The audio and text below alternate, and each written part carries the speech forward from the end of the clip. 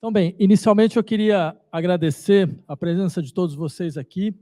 Para a gente é uma grande satisfação ver esse público tão interessado, bem, numa questão que nos toca a todos de uma maneira tão frontal, né? Antes de fazer uma apresentação, gostaria simplesmente de falar algumas coisas a respeito desse projeto editorial, do projeto de uma revista, né? Como a Maria levantou, a revista se chama Estilhaço. É uma revista que foi concebida inicialmente no interior da Universidade de São Paulo, por pesquisadores e pesquisadoras da universidade, certo? E eu começaria um pouco insistindo nesse aspecto, porque durante todos esses anos do governo Bolsonaro, as universidades foram um dos espaços mais atacados pelo governo, né? De todas as formas, não só do ponto de vista financeiro, mas também do ponto de vista do seu estrangulamento, certo? O estrangulamento da universidade, na sua capacidade de intervir, de tensionar, de discutir problemas fundamentais da nossa sociedade. Então, exatamente para impedir esse tipo de guetização da universidade, que infelizmente não é só um apanágio brasileiro, é algo que a gente vê no mundo inteiro, é que essa revista foi concebida. Então, daí essa ideia de uma revista de crítica e de intervenção, como ela se define. Isso significa, entre outras coisas, que nós aceitamos todo e qualquer tipo de texto.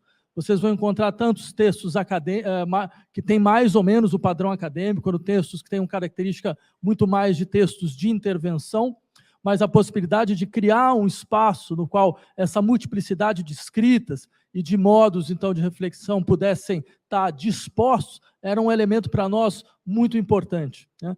Por outro lado, também, eu queria insistir no fato, bem, se trata de uma revista aberta, é uma revista online, é uma revista gratuita, então, quer dizer, essa era um pouco a nossa ideia, permitir com que essa circulação dos debates fosse feita sem nenhum tipo de dificuldade, ou seja, a pessoa que não tem condição de poder comprar um livro, de poder comprar uma revista, isso, nesse caso, efetivamente não existe, ela vai ser sempre aberta, ela vai ser sempre online, ela vai ser sempre disposta a todos que quiserem roubar, compartilhar, pegar uma parte, fazer o que quiserem, certo? Por outro lado, é uma revista semestral, né?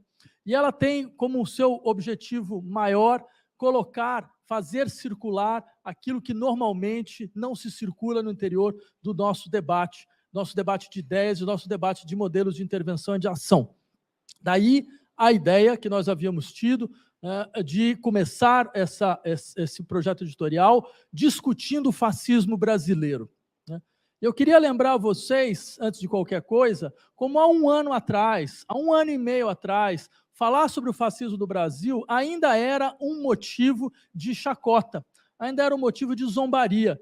Parecia alguma coisa muito mais próximo de uma lógica própria à retórica dos embates políticos do que efetivamente um termo com algum valor analítico, certo? Quer dizer, quando algo como o governo Bolsonaro apareceu 4 anos atrás, e aqueles e aquelas que insistiram, isso se tratava de um projeto fascista, lembro muito bem como nós fomos recebidos como se nós estivéssemos fazendo uma espécie de crime de lesa majestade contra o rigor analítico, porque não haveria, do ponto de vista analítico, nenhum tipo de relevância em utilizar esse termo da maneira como nós procurávamos utilizar. O que aconteceu foi algo, eu diria, absolutamente impressionante, inacreditável. A partir de um certo momento, no interior do embate eleitoral, todos, então, começaram a utilizar o termo, né?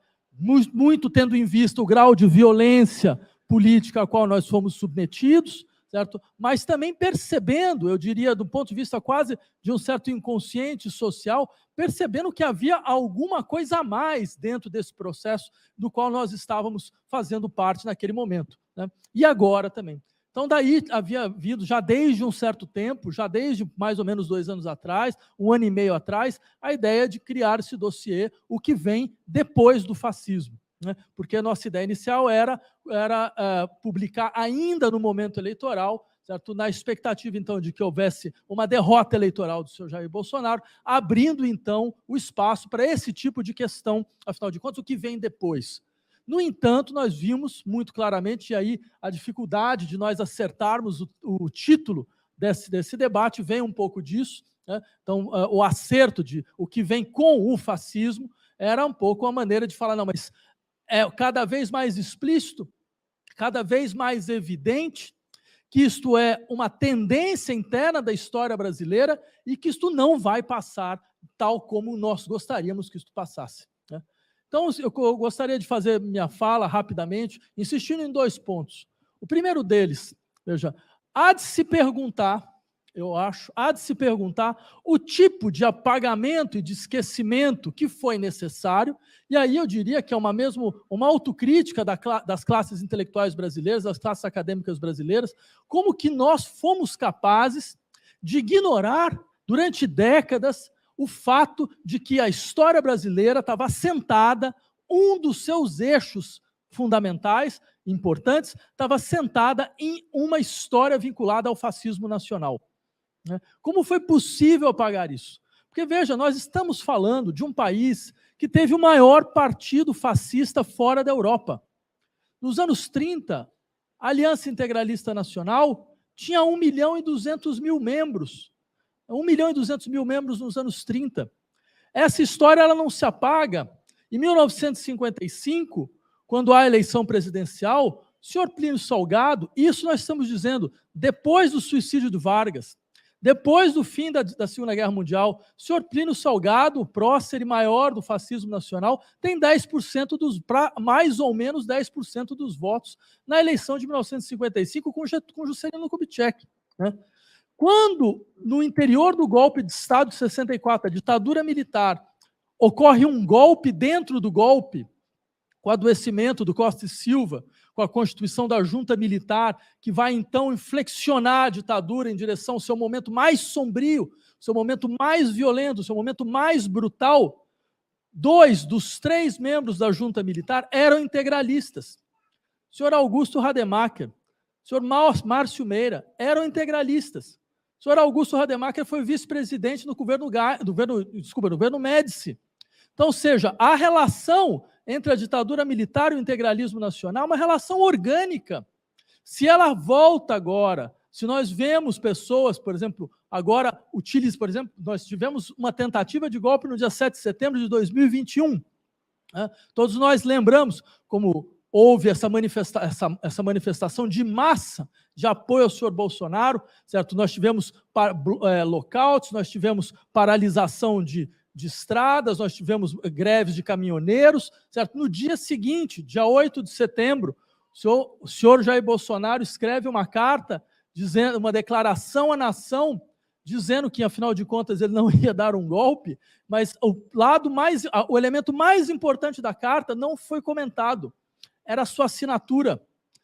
Pela primeira vez na história da República Brasileira, um presidente eleito se dirigia à nação assinando o lema do integralismo nacional, Deus, Pátria, Família. Um lema que não é só do integralismo brasileiro, é um lema do fascismo italiano, certo? E isso foi visto de forma absolutamente anedótica, certo? Então, eu diria, esta história ela não pode mais passar incólume tal como ela passou.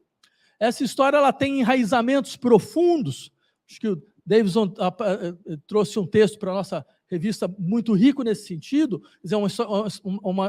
uma espécie de enraizamento que nos remete à história da violência estatal no interior do colonialismo brasileiro, no interior dessa lógica própria a um país que nunca superou a sua violência colonial, porque fez dessa violência colonial um elemento fundamental de organização da sua estrutura estatal e do seu colonialismo interno.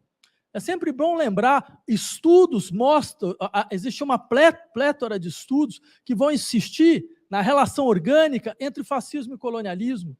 As tecnologias fascistas de violência foram desenvolvidas inicialmente no interior das relações coloniais, certo? Nós sabemos muito bem, campos de concentração foram inventados inicialmente na Guerra dos Boers, na África do Sul, foram inventados na administração colonial espanhola de Cuba, né? A ideia do governo contra os povos inferiores era uma tópica absolutamente presente no imperialismo europeu de 1884 até 1914. Era o discurso fundamental do imperialismo europeu, isso a ponto de uma liberal como a Hannah Arendt ter a sensibilidade de dizer, bem, mas esse momento imperialista foi exatamente o preâmbulo para o fascismo. Foi o elemento que, de uma certa maneira, criou as condições para o fascismo. Então, imaginar que um país que foi o maior experimento da necropolítica da história mundial, porque, afinal de contas, 35% de todo o tráfico negreiro feito nas Américas veio para o Brasil, certo? Porque, afinal de contas, a gente sabe muito bem que essa estrutura dessa distinção ontológica própria às sociedades escravagistas, de distinguir sujeitos, de um lado, como pessoas que têm direito à proteção e à autodefesa, e, do outro lado, pessoas que são sujeitos que são colocados na condição de coisa, certo? Que não têm direito à autodefesa alguma, muito pelo contrário, têm direito são vítimas de um Estado predador. Né?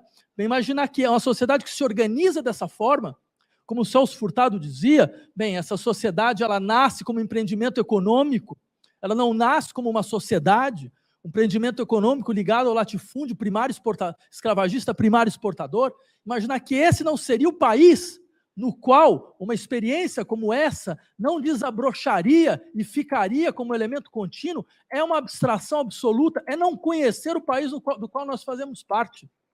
Então, digo isso simplesmente pelo seguinte, porque se essas são relações estruturais que dão ao Brasil uma espécie de localização privilegiada para esse tipo de experiência social e política, é necessário também lembrar as condições atuais para que um experimento como esse se atualize de maneira efetiva. E eu insistiria, pelo menos em um ponto, que é um ponto absolutamente central. Veja, é muito provável que nós vimos, inclusive na semana passada, certo? O que significa o fato de nós estarmos em um país que se transformou em um laboratório mundial para o estágio insurrecional da extrema-direita. Ou seja, um laboratório mundial para um outro estágio da extrema-direita. Até agora a gente viu a extrema-direita se consolidando como no mundo, em vários países, Estados Unidos, Itália, Polônia, Hungria, Turquia, Filipinas, Brasil. A gente viu muito claramente ela se consolidando como uma internacional conservadora, né, que partilha técnicas, estratégias, discursos, certo? De uma maneira absolutamente consistente e articulada. Eu lembraria a vocês, por exemplo, um grande jornalista que nós temos aqui entre nós, o Jamil Chad, que é um jornalista especializado principalmente em questões diplomáticas. Nós fizemos um debate em Hamburgo, alguns meses atrás. Ele trouxe uma informação, ao meu ver, bastante elucidadora, ao falar quando a administração Trump perde a eleição, há um memorando que é enviado a uma série de embaixadas, dizendo que as questões que a administração Trump estava tentando colocar como pauta mundial seriam agora gerenciadas pela diplomacia brasileira.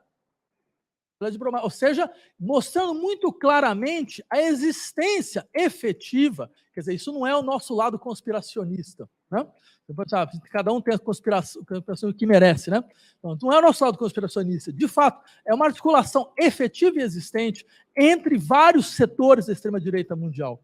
Sendo assim, é claro que o que acontece no Brasil não é algo que diz respeito apenas ao Brasil. Certo? Nós vimos muito claramente, nós estamos diante, efetivamente, de uma insurreição organizada, pensada, articulada. Aquilo que foi feito em Brasília uma semana atrás não é feito com 2 disparos de WhatsApp. Todo mundo sabe disso. São meses de preparação, são meses de articulação. Certo? Esses meses de articulação e de preparação, eles mostram claramente não só uma adesão orgânica de certos setores da sociedade brasileira a essa pauta, mas esse é um elemento que nós precisamos pensar de maneira, eu diria, absolutamente aprofundada e corajosa, uma adesão popular. Nós quase perdemos uma eleição. Nós ganhamos uma eleição por 1 ponto de diferença. Por mais que a gente possa colocar uma série de questões a respeito de como ela foi, como houve interferências dentro do processo eleitoral, isto não muda um fato central, que a adesão popular a esse projeto é enorme, ela é resiliente, ela é contínua. Nós passamos as piores provações que um país pode passar nesses últimos anos e, no entanto, o que aconteceu, ela continuou sólida. Então, pediria, você deve ter uns 3 minutos? Tá. Para terminar, eu insistiria basicamente em 2 pontos. O primeiro deles é, nós vimos situações mais ou menos parecidas, não com essa intensidade da semana passada, mas isso que nós podemos chamar, sem o menor problema, de uma tentativa organizada de golpe de Estado. Porque você teve mobilização popular, você teve mobilização de setores empresariais, você teve uma adesão absolutamente explícita dos setores armados do Estado brasileiro, como as Forças Armadas e a Polícia Militar, certo? Então, isso mostra muito claramente como nós estamos diante, efetivamente, de um programa de derrubada e desestabilização de governo, e não só derrubada e desestabilização de governo, mas também um programa de constituição de uma outra forma de sociedade. Certo? Uma forma de sociedade muito mais apta a um certo neoliberalismo autoritário, muito mais apta a um desengajamento absoluto em relação às classes mais vulneráveis, certo? E muito mais apta a um processo de aceleração, de acumulação primitiva, contínua e continuada. Então, eu terminaria só dizendo o seguinte, já que a gente estava falando sobre como a nossa história, de uma certa forma, fornece as condições para que algo como isso se transforme na experiência mundial de uma nova forma de extrema-direita, ou muito mais insurrecional do que anteriormente. Veja, quando aconteceu os eventos de domingo, eu lembro de ouvir muitas pessoas que ficaram aterradas, ficaram espantadas, falando, meu Deus do céu, mas isso é a barbárie, mas vejam só o que está acontecendo. Bem, a minha tendência seria dizer, meus amigos, minhas amigas, desculpem, mas isso não é a barbárie. Isso é a civilização. Esta é a civilização tal qual ela foi aplicada no nosso território. Certo? Isso que foi feito em Brasília, em domingo, é o que é feito nesse país há 500 anos. É o que sempre foi feito, esse tipo de destruição, de profanação, esse tipo de absoluto desengajamento em relação àquilo que não se entende. Certo? Isto é a história do nosso progresso. Isso é história do nosso processo civilizatório. Certo? E é importante entender as coisas nesses termos, porque é importante entender como este processo civilizatório ele tem seu lado sombrio, ele tem seu lado violento, ele tem o seu extrativismo brutalizado, e nós fomos esse espaço. Por isso, essas pessoas que estavam lá, elas são netas, são bisnetas dos empreendedores desse país. Efetivamente, dos que, como eles mesmos dizem, entre várias aspas, produzem a riqueza. E eles falam isso há séculos, falam isso há décadas, falam isso há séculos. Eles fizeram o que eles tinham que fazer nesse sentido. Então, por exemplo, quando a gente vê essas imagens terríveis, né, avassaladoras, por exemplo, de alguém que sequer para diante de uma obra de arte, como as pessoas que esfaquearam de Cavalcante, bem, com tristeza e com lágrimas nos olhos, eu só poderia dizer, mas o que eles estão dizendo é uma coisa muito clara. Esse país foi uma tentativa de construção, Brasília, de Cavalcante, todo esse modernismo, é a explicitação de uma certa tentativa de construção e de modernização nacional, da qual eles vêm, eles dizem, isso não nos diz respeito. Nós não somos esse povo. Por isso, para nós, não faz a menor diferença destruir ou não. Isso mostra a natureza irreconciliada, brutalmente irreconciliada da sociedade brasileira. Essa irreconciliação não vai passar. Eu creio que todos nós ficamos muito sensibilizados ao ver, por exemplo, eu terminaria por aí, essa imagem muito forte, né, na rampa do Planalto, certo? O presidente da República trazendo junto de si vários representantes de setores violentados e vulneráveis da sociedade brasileira. Ela é uma bela imagem. No entanto, nós vimos uma semana depois uma outra coisa, que é esta imagem, ela não mostra tudo. Não é todo o povo que está lá. Tem uma metade do povo brasileiro que não se vê naquela imagem. Certo? Que não se vê nisso. Muito pelo contrário. E que de forma muito violenta vai mostrar continuamente que ele não se vê. E isso nos coloca uma nova questão sobre o que nós podemos esperar da política no Brasil, sobre o que nós podemos esperar da ação política, sobre o tipo de luta que nós precisamos e o que significa efetivamente, agora, sem o menor problema em falar as coisas nesses termos, o que significa lutar contra o fascismo. Era isso. Muito obrigado.